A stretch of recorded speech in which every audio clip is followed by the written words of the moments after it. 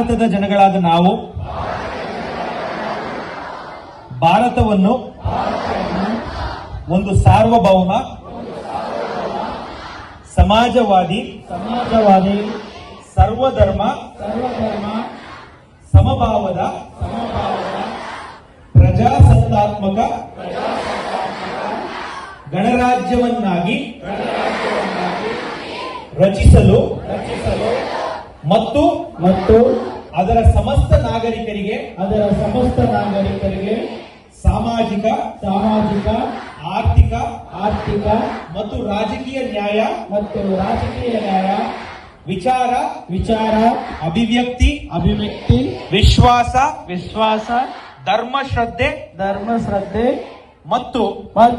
ಉಪಾಸನಾ ಸ್ವಾತಂತ್ರ್ಯ ಸ್ಥಾನಮಾನ ಹಾಗೂ ಅವಕಾಶ ಸಮಾನತೆ ದೊರೆಯುವಂತೆ ಮಾಡಲು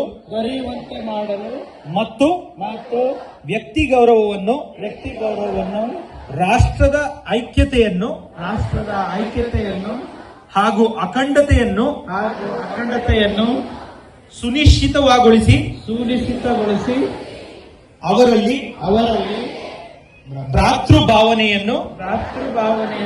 ವೃದ್ಧಿಗೊಳಿಸಲು ಶ್ರದ್ಧಾಪೂರ್ವಕ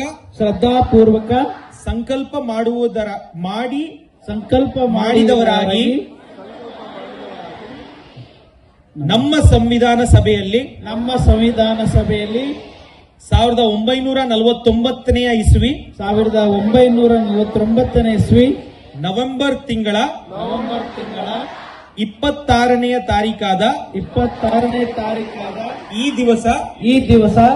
ಈ ಮೂಲಕ ಈ ಸಂವಿಧಾನವನ್ನು ಅಂಗೀಕರಿಸಿ ಅಧಿನಿಯಮಿಸಿ ಅರ್ಪಿಸಿಕೊಂಡಿದ್ದೇವೆ. ಭಾರತ್ ಮಾತಾ ಕಿ